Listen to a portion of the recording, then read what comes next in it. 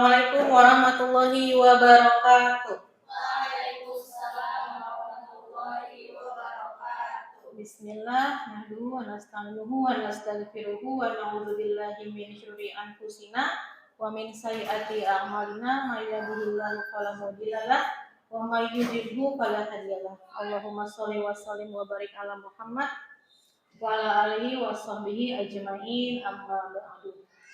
Yang terhormat Mr. Miss Dewan Guru SMP IT Gamel Akhlak yang senantiasa dirahmati Allah Subhanahu wa taala. Apa kabarnya semua Mr. Miss? Alhamdulillah luar biasa, tetap semangat, Allahu Akbar. Alhamdulillah semangat semua. Meskipun di siang hari Mr. Miss ya, mudah-mudahan asupan bakso tadi tidak nambah ngantuk ya, tapi nambah semangat. Nah, di sini saya ingin memberikan mentransfer ilmu saja, sharing mengenai permasalahan yang sering kita temukan di lingkungan sekolah. Ini udah makanan sehari-hari Mr. Miss sepertinya, udah nggak perlu dikasih tahu lagi ya. Tapi ada baiknya di sini juga kita jadikan tempat untuk sharing. Mungkin ada pengalaman yang bisa dijadikan pembelajaran buat teman-teman semua. Nah, di sini modul budaya positif. Jadi nanti kita coba sharing mengenai permasalahan yang ada di sekolah yang sering ditemui. Mau guru bahasa Indonesia, MTK, Tasintafis, IPA, dan sebagainya, pasti pernah menemukan kasus di diri siswa. Betul nggak? Betul ya. Jadi nggak memandang mapel. Jadi ada baiknya semua guru dapat mengetahui. Apakah guru bisa mengontrol murid kira-kira, Mr. Miss? Murid bisa dikontrol nggak sama guru? Bisa. Dengan cara apa? Dengan cara biasanya pemberian hukuman ya, atau tata tertib. Nah, tapi itu bukan tujuan dari pendidikan sejatinya ya. Jadi sebaiknya, karena yang bisa mengontrol diri adalah siswa itu sendiri. Nah, di sini kita coba belajar bagaimana menumbuhkan budaya positif dalam diri siswa. Nah, mari kita tanyakan ke diri kita sendiri juga, mengapa kita melakukan segala sesuatu? Apakah karena adanya dorongan dari lingkungan, atau didorong sama orang lain, siapa yang mendorong gitu ya? Atau Mr. Miss hadir di sini karena diminta atau memang kesadaran membutuhkan ilmu pengetahuan? Nah, ini juga sama buat kita. Apa sih tujuan kita mau bekerja? Apa tujuan kita mau ikut webinar, mau ikut pelatihan?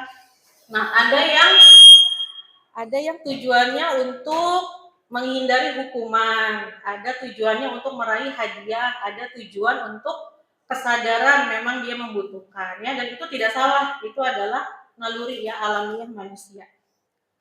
Nah, jadi kita pun perlu mengetahui apa sih yang mendorong manusia berperilaku. Nah, ini dari bacanya siapa ya? Diana Gosen dong ya, temannya Gojek ini. Dalam bukunya Restructuring School Discipline menyatakan ada 3 motivasi. Semua manusia ada 3 motivasi yang mendasari. Yang pertama, untuk menghindari ketidaknyamanan. Siswa diminta rambutnya rapi, disuruh pakai dasi. Kenapa mereka mau melakukan? Salah satu alasannya ini, untuk menghindari hukuman. Kalau dia nggak pakai nanti dihukum.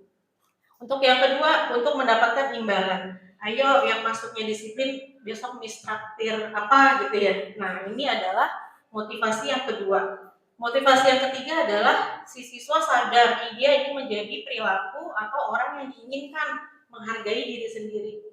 Nah, kira-kira motivasi 1, 2, atau 3 nih Mr. Miss yang baik, yang sebaiknya kita terapkan ke siswa? Ketiga ya, meskipun 1 mungkin paling banyak ya gitu. Tapi impian kita adalah siswa kalau ingin melakukan sesuatu, pertama memang mereka menghargai dirinya sendiri. Nah, inilah makanya muncul disiplin positif, ingin menanamkan motivasi yang ketiga agar mereka menjadi pribadi yang mereka inginkan, menghargai diri sendiri dan nilai-nilai yang ada di sekitar mereka. Kalau murid-murid kita memiliki motivasi itu, maka akan berdampak jangka panjang. Karena sejatinya siswa yang diberikan hukuman itu hanya diberikan hukuman jangka pendek. Besok telat lagi, besok begitu lagi. Berarti motivasi ketiganya belum ada. Nah, inilah tujuan adanya disiplin positif. yaitu kontrol diri ya untuk siswa belajar dan mencapai tujuan yang mulia. Nah, nanti setiap guru harap memberikan tanggapan. Tadi ya nggak ada salah, nggak ada benar. Semuanya nanti satu-satu memberikan tanggapannya. Ini kira-kira siapa nih yang mau memberikan tanggapan? Kita baca dulu ya Mr. Miss kasusnya ya. Iva kurang menguasai pelajaran MTK. Miss Pipin berarti yang jawab. Sehingga pada saat pelajaran tersebut berlangsung, dia lebih banyak berdiam diri dan menggambar. Ada nih kayaknya ya, siswa ya. Pada saat guru MTK-nya sedang menanyakan pertanyaan, Iva menjadi gugup dan tidak sengaja dia menjatuhkan tas dari kursi dan dia tiba-tiba menjadi gagap. Dan pada saat berupaya menjawab, seluruh kelas pun tertawa melihat perilaku Iva yang bicara tergagap. Dan Pak Seno yang sebagai guru pada saat itu membiarkan teman-temannya menertawakan dia dan malu luar biasa dan malahan minta Iva untuk maju dan berdiri di depan kelas sambil menunjuk hidungnya karena tidak bisa menjawab. Kelasnya makin gaduh dan makin pula menertawakan Iva karena dia memegang ujung hidungnya. Nah, ini ada 2 pertanyaan. Tanggapan saja ya Mr. Miss ya. Siapa yang mau menanggapi pertanyaan pertama? Apakah setuju dengan tindakan Pak Seno? Kalau setuju kenapa? Kalau tidak setuju kenapa? Ada yang mau mencoba? Siapa misalnya itu? Boleh nanti bisa.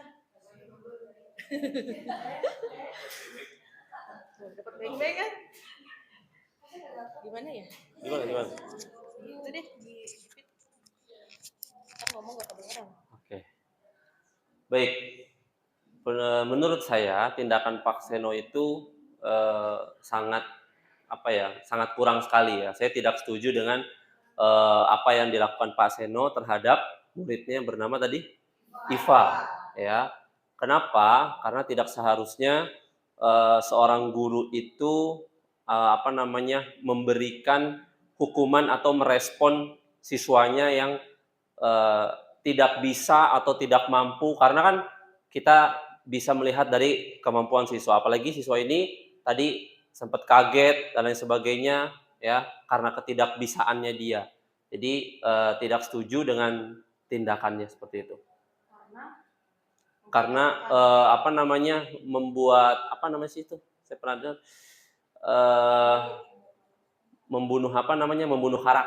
membunuh karakter anak tersebut gitu ya, udah dihukum, ditertawakan, dibiarin lagi sama gurunya, nggak ada penengah. Harusnya guru ini menjadi penengah dan bagaimana mencarikan solusi terhadap siswa yang tidak mengerti. Mungkin itu.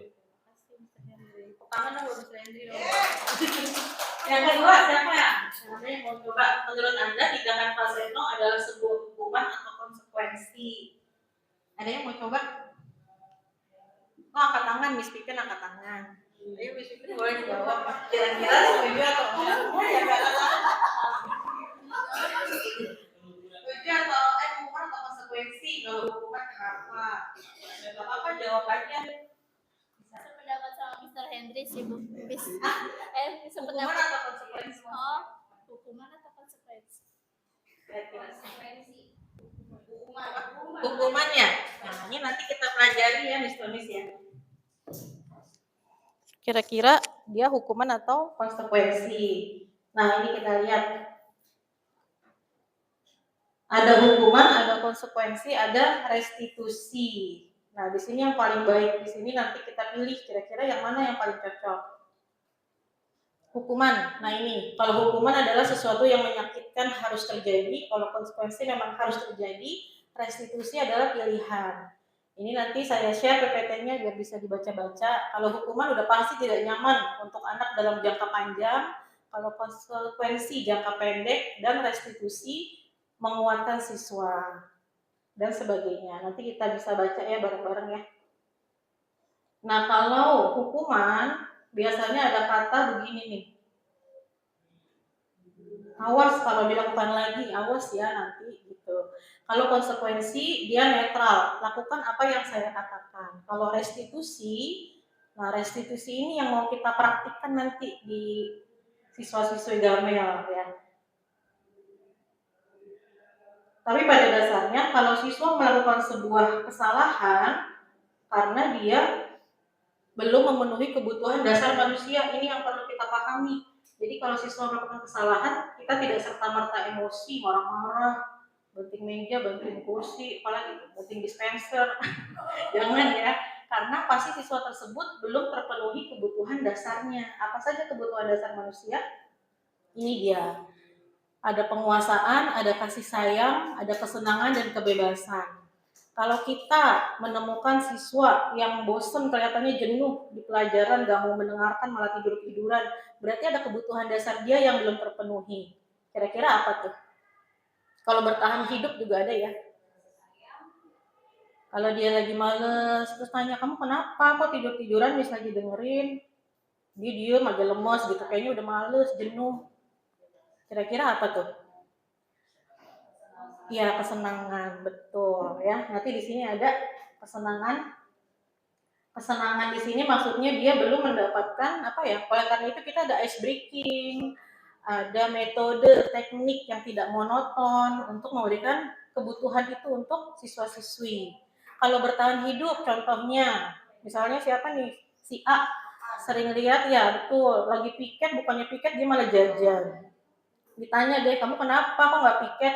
Lapar mis, belum makan. Berarti ada kebutuhan dia yang belum terpenuhi, yaitu kebutuhan bertahan hidup. Nah, di sini kita harus mengenali apa sih kebutuhan siswa-siswi. Nah, ini boleh ya, yang lain boleh menjawab. Ibu Ambar, guru wali kelas 2A di SD Pelita Hati, sedang bingung menghadapi ulah salah satu murid di kelasnya, Doni. Beberapa anak di kelas 2A telah datang padanya dan mengeluhkan Doni yang seringkali meminta bekal makan siang dengan paksa. Berarti si Doni, apa nih bahasanya nih? Minta gitu ya dengan paksa. Jika Anda menghadapi situasi seperti Ibu Ambar, apa yang akan Anda lakukan? Menurut Anda kira-kira kenapa Doni melakukan hal itu? Siapa yang mau mencoba? Ada yang mau mencoba nggak?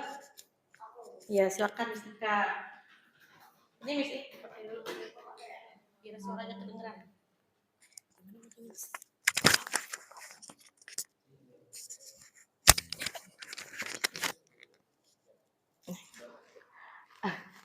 Ya, Miss. Suara gede banget lagi. Kalau menurut saya, kalau saya menjadi Ibu Ambar, sepertinya hal yang harus dilakukan pertama kali setelah mendapati Doni seperti itu, misalnya ngajak Doni ke tempat makan, misalnya gitu. Ayo makan sama Bu Guru aja gitu. Mungkin emang bertahan hidupnya belum terpenuhi atau dia masih lapar, misalnya gitu. Hal kedua yang mungkin dilakukan adalah ya harus komunikasi sama orang tuanya tentang perilaku yang dilakukan oleh Doni. Meminta-minta kepada temannya itu juga bukan hal yang baik menurut Bu Ambar, misalnya gitu. Jadi sebenarnya Doninya sendiri harus di-treatment, orang tuanya juga harus tahu. Itu sih di sini. Terima kasih. Sama. Jatuh ya? Pulang ya. Iya. Ya benar ya Miss Ika ya. Berarti kebutuhan bertahan hidup karena Doni maksa-maksa minta makan berarti mungkin dia tidak dikasih makan sama ibunya mungkin ya, gitu mungkin. Jadi di situ betul jawabannya. Kebutuhan dasar bertahan hidup. Nah, di sini ada lagi untuk Dinda. Dinda, seorang anak kelas 3 SD, begitu tiba di rumah sepulang dari sekolah menangis dan mengadu kepada ibunya. Dia benci kepada Ibu Rani, gurunya. Karena menurut dia benci kepada Ibu Rani, kira-kira kebutuhan apa nih yang belum terpenuhi. Jadi Dinda ini ditegur sama ibu gurunya ya, Ibu Rani. Nah, di sini jawaban Dinda. Ibu guru bilang aku tidak boleh bersenandung sewaktu mengerjakan tugas. Katanya kelas harus tenang, tidak ada suara. Berarti kebutuhan hidup apa nih yang belum terpenuhi? Kebebasan, betul ya. Dia ingin melakukan hal yang lain, tapi nggak boleh karena gurunya bilang harus begini. Gitu. Ibu guru tidak menyapaku hari ini, padahal aku pakai jepit baru. Kasih sayang, betul. Jepitnya baru ya, gitu ya. Apa perhatian? Cerah misalnya gitu ya. Nah itu ada rasa kasih sayang di situ.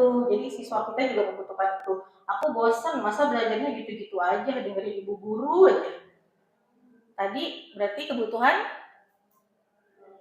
kesenangan, benar. Kalau bosan berarti kelasnya kurang happy, gitu ya. Aku sebel gambarku tidak rapi, malah ibu guru nunjukin ke teman-temanku di depan kelas. Apa tuh? Gambarku tidak rapi, malah ibu gurunya berarti nunjukin gambarnya yang jelek ke teman-teman. Berarti kebutuhan apa tuh yang tidak ada? Penguasaan, karena dia dianggap tidak bisa, ya gitu. Nah ini mungkin nggak terjadi di Gamel ya, tapi ini contoh yang ada di sekolah-sekolah begitu. Nah kalau kita mendapati masalah itu, apa yang harus kita lakukan? Di sini guru menempati 5 posisi kontrol. Yang pertama sebagai penghukum, pembuat merasa bersalah, teman, pemantau, atau manajer. Nah ini yang saya tanya di grup kemarin ya, kira-kira Mr. Miss masuknya kemana? Kalau penghukum ya nggak salah juga, kan kita manusia juga ya. Jadi tapi yang penting kita harus belajar gitu untuk menerapkan 5 posisi kontrol. Penghukum biasanya menjalankan posisi penghukum, senantiasa mengatakan bahwa sekolah punya peraturan, sekolah punya tata tertib yang harus kalian ikuti, misalnya gitu ya, tapi tanpa edukasi. Guru yang menerapkan posisi penghukum akan berkata, patuhi aturan saya atau awas, kamu selalu aja bikin masalah. Nah itu penghukum ya, pasti selalu deh kamu yang terakhir selesai ngerjain, misalnya begitu. Kamu ngapain aja dari tadi, misalnya begitu ya, contoh aja kalimat-kalimatnya.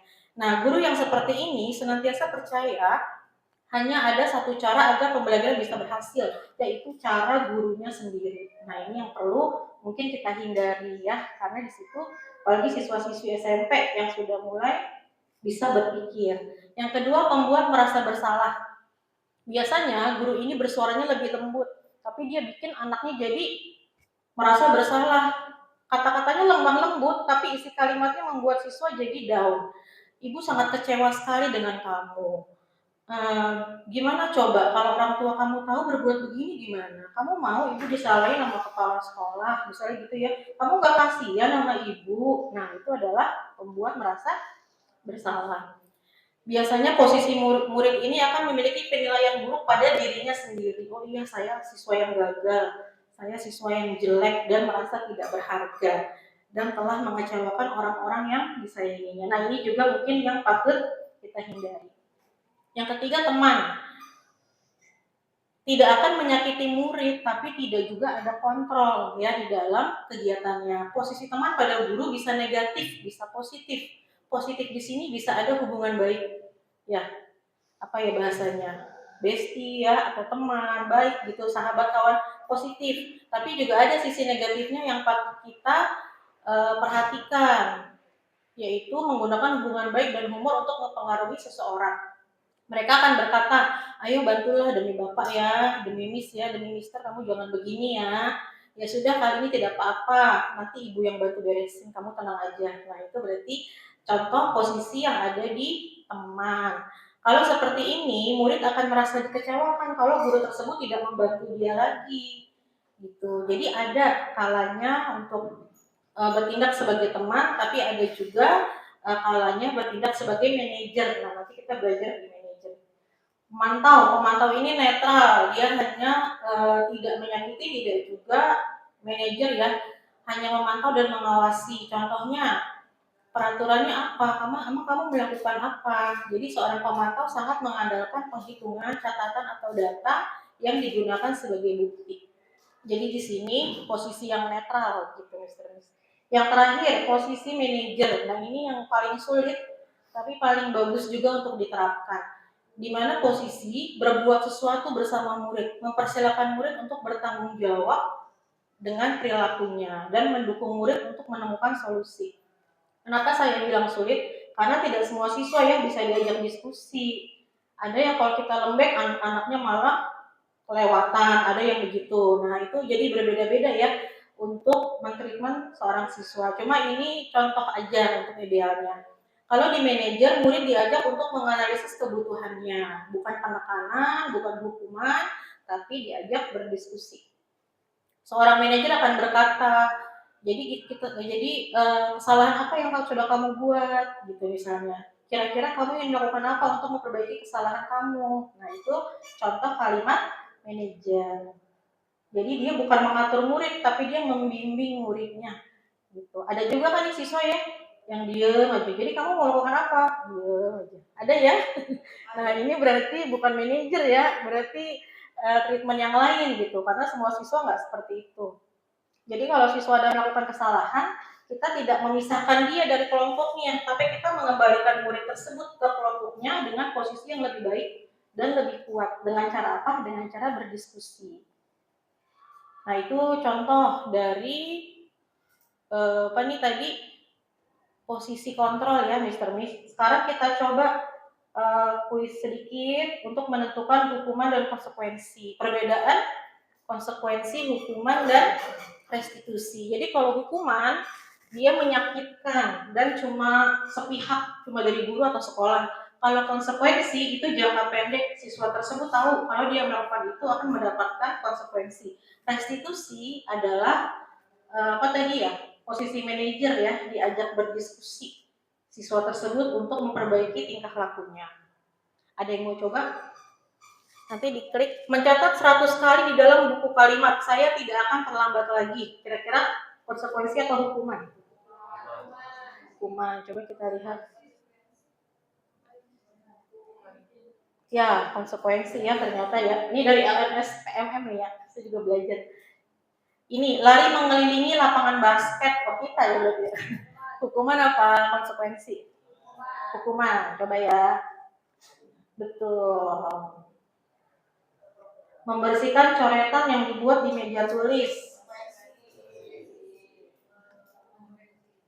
Ya betul, karena itu salah gitu. Murid diminta untuk push up 15 kali karena tidak pakai masker. Ini contoh waktu dari hukuman push up ya. Ya betul. Hukuman. Menggantikan kertas tugas teman yang telah dicoret-coret. Konsekuensi, betul. Kita lihat nilainya berapa ya. Berjemur di lapangan basket karena mengobrol dengan teman di kelas. Hukuman. Ya, betul. Murid diminta bertelanjang kaki sepanjang hari karena tidak menggunakan sepatu warna hitam. Konsekuensi.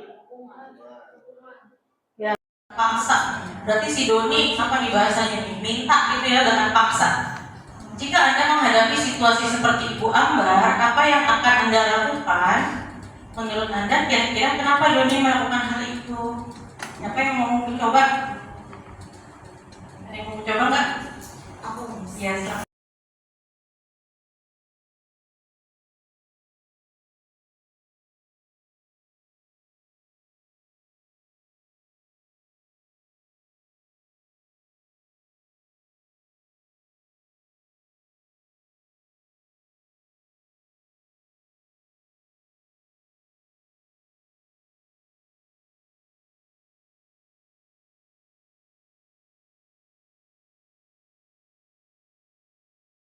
Tindakan Pak Seno itu sangat sangat kurang sekali. Saya tidak setuju dengan apa yang dilakukan Pak Seno terhadap muridnya bernama tadi Iva. Ya, kenapa? Karena tidak seharusnya seorang guru itu memberikan hukuman atau merespon siswanya yang tidak bisa atau tidak mampu, karena kan kita bisa melihat dari kemampuan siswa, apalagi siswa ini tadi sempat kaget dan lain sebagainya ya karena ketidakbisaannya dia. Jadi tidak setuju dengan tindakannya seperti itu. Karena membuat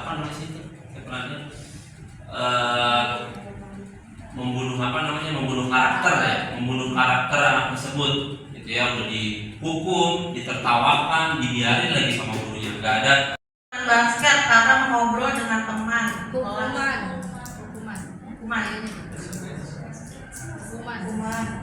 Ya betul.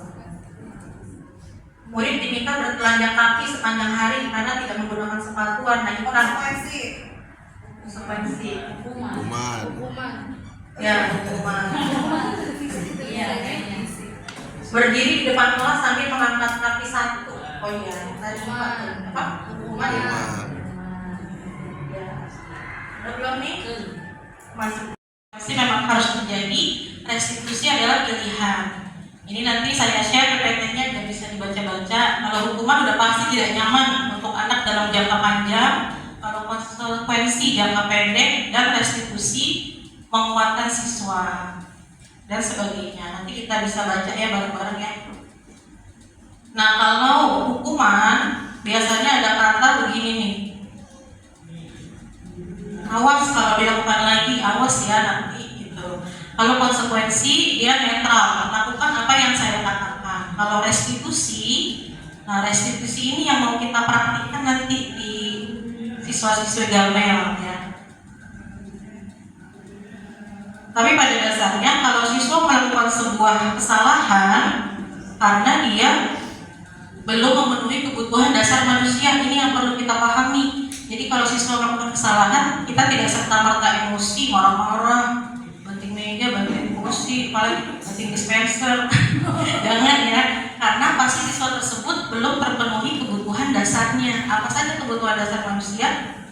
Ini diterapkan 5 posisi kontrol. Penghukum biasanya menjalankan posisi penghukum, senantiasa mengatakan bahwa sekolah punya peraturan, sekolah punya tata tertib yang harus kalian ikuti, misalnya gitu ya, tapi tanpa edukasi.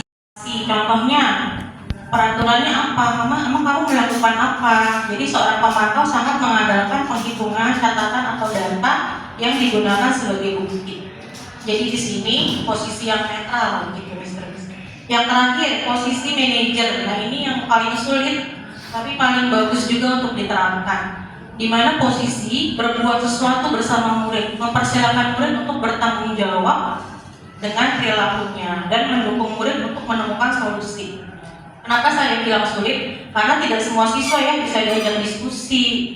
Ada yang kalau kita lembek, anak-anaknya malah kelewatan, ada yang begitu. Nah itu jadi berbeda-beda ya untuk menerima seorang siswa. Cuma ini contoh aja idealnya. Kalau di manajer, murid diajak untuk menganalisis kebutuhannya, bukan penekanan, bukan hukuman, tapi diajak berdiskusi.